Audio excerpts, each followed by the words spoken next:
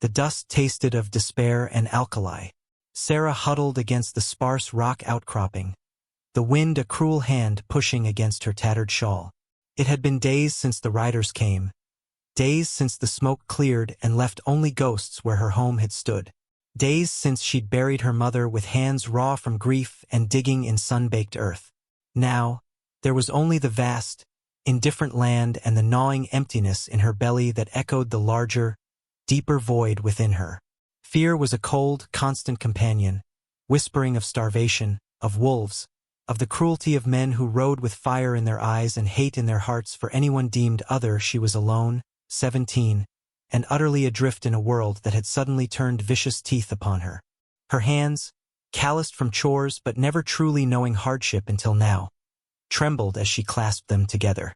There was no water, the sun was a malevolent eye in the bleached sky, and the horizon offered no sign of salvation, only more empty, mocking distance. Every shadow seemed to shift, every whisper of wind sounded like the approach of something terrible. She was caught between the ruin behind her and the terrifying unknown ahead. Her horse, her only companion in the immediate aftermath, had bolted 2 days ago, spooked by a rattlesnake, leaving her stranded.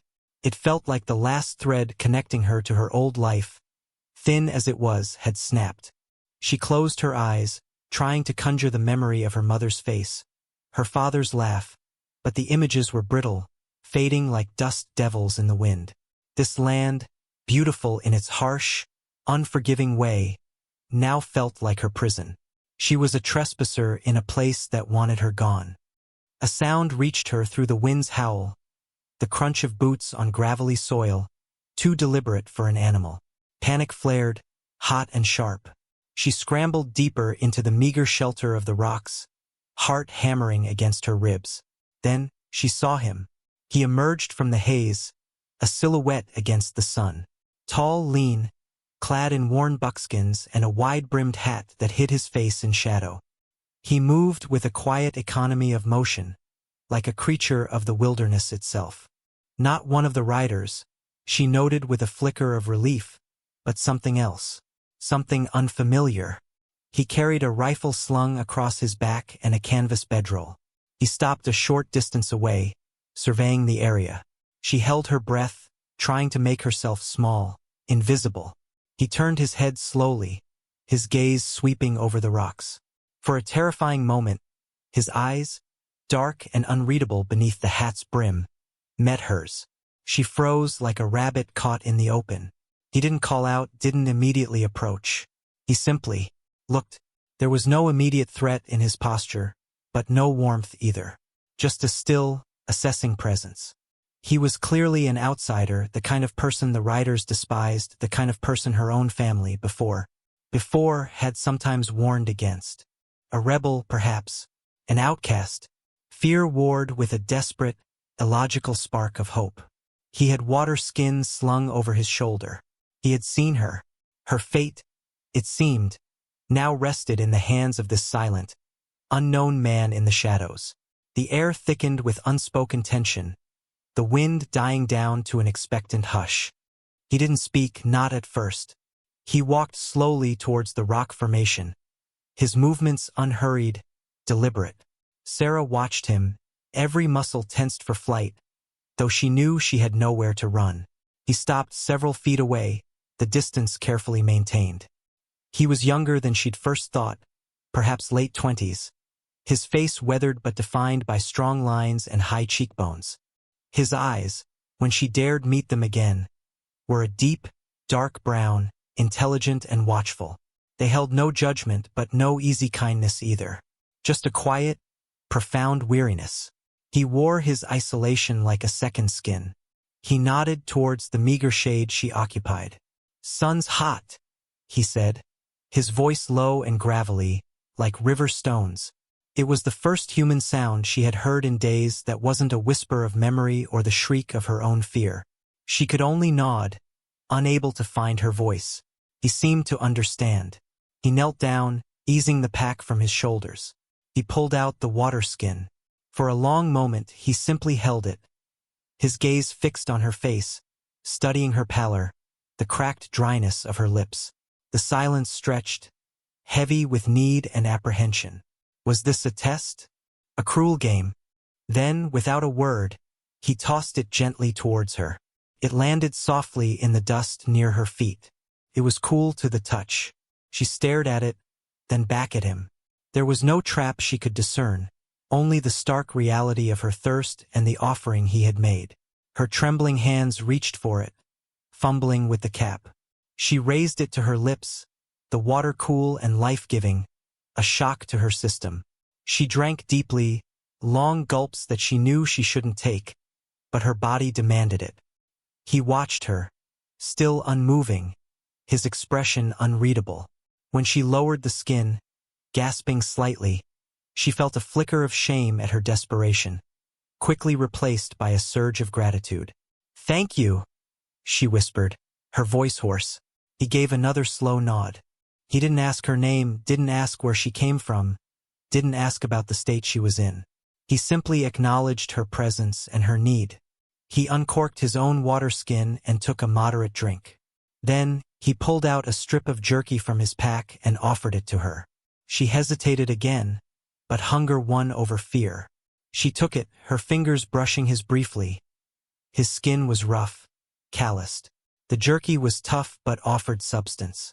She chewed slowly, savoring the salty flavor. He started to prepare a small, smokeless fire using dry twigs and buffalo chips, the kind of fire made by those who didn't want to be seen. He moved with quiet efficiency, his back to her mostly, a clear signal that he wasn't an immediate threat, but also that he wasn't making conversation. He was simply allowing her to exist in his space, offering aid born of some silent code she didn't understand. She watched him, piecing together details. The worn leather of his rifle stock, the way he scanned the horizon instinctively, the quiet competence in his actions. He was a survivor, and he had chosen, for whatever reason, not to leave her to the buzzards. The fire caught, a small, hesitant flame, casting flickering light on his face. It revealed a scar running along his jawline, a thin white line against his darker skin. He was indeed an outsider, likely faced his own share of the hatred she had fled. Shared vulnerability, unspoken, hung in the air between them. He prepared a simple meal, boiling water in a small pot, adding dried beans and herbs. The aroma was intoxicating. He offered her a share using a spare tin cup. They ate in silence, the only sounds the crackle of the fire, the wind, and the vast quiet of the land around them. She felt a tiny seed of something other than fear take root, a fragile, tentative sense of safety in this man's silent company. As dusk deepened, the stars began to pierce the inky sky, vast and brilliant in the absence of any other light. The fire cast a small, warm circle in the encroaching darkness. Sarah felt her body finally begin to relax from its rigid tension. The water and food had brought a measure of strength back, and the quiet presence of the man offered an unfamiliar comfort. She watched him as he methodically cleaned their few dishes, his movements economical and precise. He spoke little, yet his silence was not empty. It was filled with a quiet awareness of their surroundings, of her presence, of the potential dangers the night held. He seemed to listen to the land itself. She found herself studying the lines of his face, the set of his jaw. There was a deep reserve about him, a carefully guarded solitude. He was like the land around them, outwardly harsh, but with a hidden depth. She still didn't know his name, and he hadn't asked hers. It felt significant, this nameless interaction, stripped down to basic needs and silent observation. It was a different kind of connection than any she had known, one built not on shared history or societal ties, but on the raw, immediate reality of shared existence in a hostile world. She gathered her courage, the words feeling clumsy after so much silence. My home was burned," she said, her voice trembling slightly. By the riders, she didn't name them, didn't need to. They were a shadow, a symbol of the pervasive hatred that had swept through the territory. He stopped what he was doing, turning his head to look at her fully. His dark eyes held a knowing sorrow, a recognition of the cruelty she had faced. He didn't offer platitudes. He didn't need to ask if anyone else had survived. Her solitary presence was answer enough. He simply nodded, a slow, grave acknowledgement of her loss. "They ride," he said, his voice still low. "Hate is a fire, too." His words were simple, stark, but they resonated with a profound understanding she hadn't expected. He knew this fire, this hatred, perhaps from being on the receiving end of it himself. "I'm Sarah," she offered, feeling it was time. He met her gaze for a moment, then dipped his head slightly. Caleb, his name was as quiet and strong as he seemed to be. Caleb. The sound of it felt solid, real. He unrolled his bedroll a short distance away from the fire, closer to the rocks, positioning himself so he could see the approach from the south. It was a protective gesture, subtle but clear. He was keeping watch. She rolled up her tattered shawl to use as a pillow. The ground was hard, but exhaustion was a heavier weight. Before she lay down, she looked at him. "Why?" she asked, the single word encompassing so much. "Why help me? Why risk being seen with me? Why are you out here alone?" He was silent for a long moment, looking up at the stars. "The land takes," he said, his voice barely a whisper against the night. "But sometimes it gives back." It wasn't a direct answer, but it was an answer nonetheless. A philosophy born of hardship, perhaps. He didn't elaborate and she didn't press. She lay down, pulling her shawl tighter around her shoulders. The fire dwindled to embers, the darkness pressing in, but knowing Caleb was keeping watch, a sentinel against the night, allowed a fragile sense of peace to settle over her. Sleep, deep and exhausted, finally claimed her. The first truly restful sleep she had found since the riders came. The days that followed settled into a rhythm dictated by the sun, the scarcity of water, and Caleb's quiet guidance. He didn't offer to take her anywhere specific, understanding, perhaps, that she had no destination left. Instead, he seemed to accept her presence as a given part of the landscape now.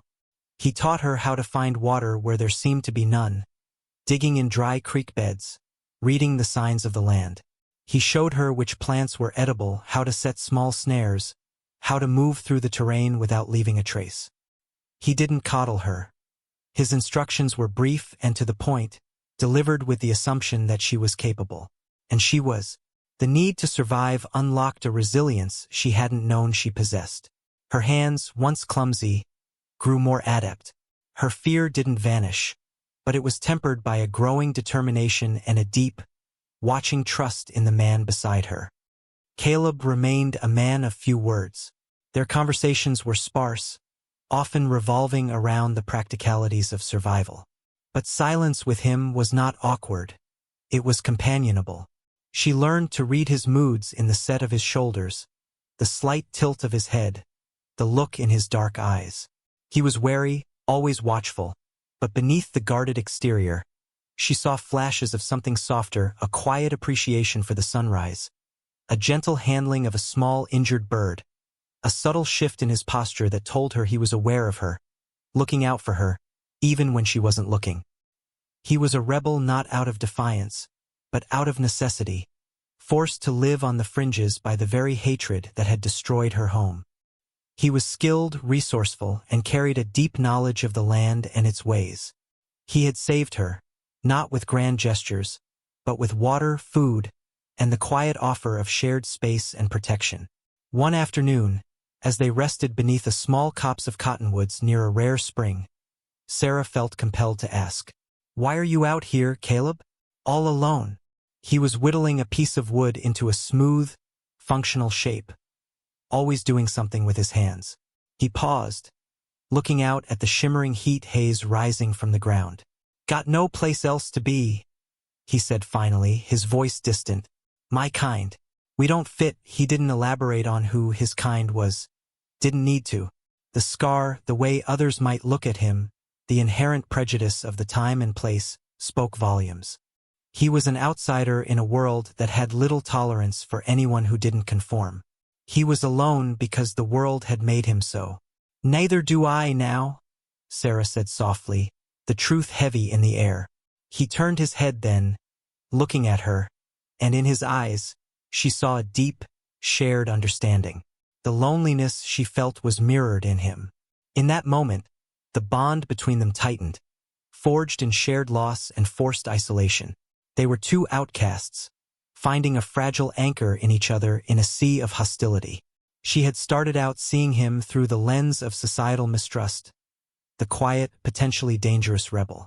Now, she saw only Caleb, the man who had offered her life when she had nothing, the man who moved through the world with quiet dignity and resilience.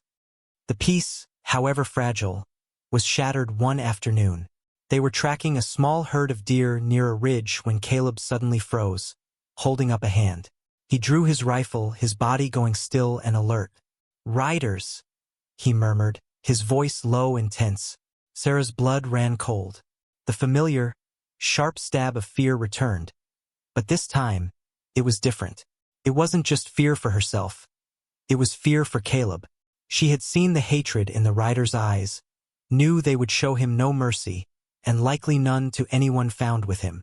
She crouched low beside him, her heart hammering. 3 riders appeared on the crest of the ridge, silhouetted against the sky. They weren't the same men who had burned her home, but the look about them, the way they sat their saddles, the rifles slung across their backs, marked them as the same breed. They scanned the valley below, their gazes sharp and predatory. One of them pointed in their direction. They had been seen. Caleb didn't hesitate. "West," he ordered, his voice sharp. "Through the rocks. Quick." He didn't wait for her, trusting her to follow. He moved with incredible speed and agility, scrambling down the rocky slope towards a jumble of boulders that offered cover. Sarah scrambled after him, her lungs burning, her legs aching. The riders spurred their horses, yelling. The sounds of their pursuit echoed in the narrow canyon.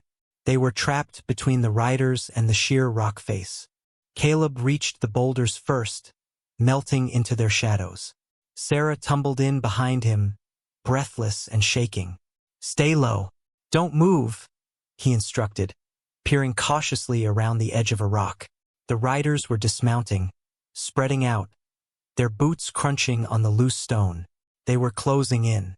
Sarah hugged the cold rock, listening to the sounds of their hunt, the jangle of spurs, the harsh calls, the scraping of boots. She could almost feel their eyes searching. Caleb was utterly still beside her, his rifle raised, waiting. His face was grim, focused. This was his world, the world of being hunted. She saw the tension in his hands, but also a strange calm, the readiness of someone who had faced this before. One of the riders was getting too close, his shadow falling across their hiding place.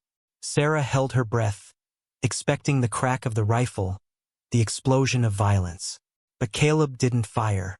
He waited, his patience unnerving. The rider stepped past, missing them by mere feet. Sarah let out a silent breath. But then, another rider spotted something, perhaps a dislodged stone, a ripple in the dust. He yelled, "Over here! I see him!" Caleb moved instantly. He didn't shoot the rider. Instead, with a sudden burst of movement, he launched himself from cover, not towards the riders, but scrambling up the near-vertical face of the largest boulder, using cracks and handholds with impossible speed. It was a feint, drawing their attention, becoming the target. "Sarah, go! South! Now!" he yelled, his voice echoing. It was a sacrifice, a diversion to give her a chance. For a split second, terror and instinct warred. "Run," her body screamed. "Leave him." But the new strength, the resilience he had helped her find, surged. She wasn't the helpless girl huddled against the rocks anymore. She had learned from him. Survival wasn't always about running away. Sometimes it was about fighting back, protecting what little you had found. And she had found Caleb. Before her fear could paralyze her, she acted. She scrambled out from the rocks, not running south as he'd ordered, but circling wide, keeping low, towards the horses tethered some distance away. The riders were focused on Caleb, who was now moving along the top of the ridge, drawing their fire. Shots rang out, sharp reports echoing in the canyon. She heard the whiz of bullets, saw dust kick up near Caleb. He was exposed, vulnerable, distracting them. Reaching the horses, She fumbled with the reins, her hands shaking but determined. She had grown up around horses. The instinct was deep. She managed to untie two of them, slapping their flanks hard to send them scattering, hopefully disrupting the rider's ability to pursue quickly once Caleb came down. Then, she swung herself onto the third horse's back, bareback, grabbing a handful of mane. This wasn't a graceful ride, but it was effective. Instead of fleeing, she kicked the horse forward, circling back towards the canyon mouth where Caleb would likely try to make his escape. She arrived just as Caleb, having led the riders on a dangerous chase along the ridge, was scrambling back down, agile as a mountain cat. The riders were scrambling after him, slower on the tricky terrain. He reached the bottom, looking momentarily cornered. Then he saw her mounted, waiting for him.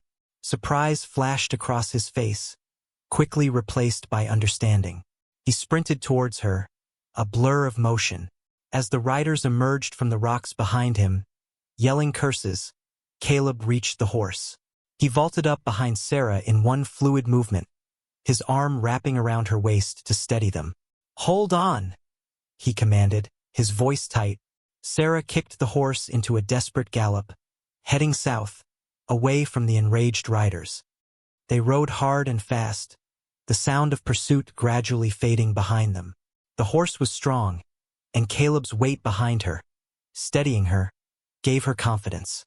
They didn't stop until the sun was low on the horizon and the horse was blowing hard. They dismounted in a hidden gully, the silence settling around them like a blanket. Sarah was trembling, the adrenaline draining away, leaving her weak. Caleb slid off the horse, his movements still precise, but she saw the slight tension in his posture. The way he gingerly touched his arm, a bullet had grazed him. He looked at her, his dark eyes filled with an expression she hadn't seen before. Respect, acknowledgement, something deeper.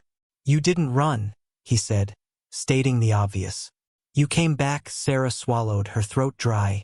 "You saved me," she said simply. "I wasn't leaving you." It was the plain truth.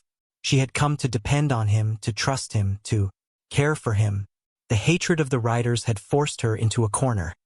And in that corner, she had chosen not flight, but solidarity. He looked at her for a long moment, the harsh lines of his face softening almost imperceptibly. He reached out and gently, tentatively, touched her cheek. His hand was rough, calloused, but his touch was feather-light. "Sarah," he murmured, her name a soft sound in the quiet gully. It felt like a completion, a recognition not just of her identity, but of the bond that had formed between them. He didn't say more, didn't need to. The shared danger, the mutual protection, the unspoken understanding that had grown between them in the unforgiving wilderness, it all culminated in that single, gentle touch. The world outside this gully was still full of hatred and danger. The scars of her past and the threats to Caleb's existence had not vanished. But here, in this small, quiet space, two outcasts had found each other. Sarah, the girl stripped of everything, had found strength and a quiet courage she hadn't known she possessed, not in reclaiming her old life, but in forging a new path. And Caleb, the solitary rebel, had found connection, a partner who saw past the labels and the prejudice to the man beneath. They were still on the fringes, still facing an uncertain future, but they were facing it together. The land still took, yes, but it had also given back profoundly and unexpectedly. A love born not of easy circumstances, but of shared hardship and resilient spirit, had taken root in the harshest soil, a defiant bloom in a time of pervasive hatred. They would survive, not just as individuals, but as a unit, facing whatever came next, together, two quiet figures against the vast, indifferent landscape, carrying the light of their improbable bond into the uncertain future.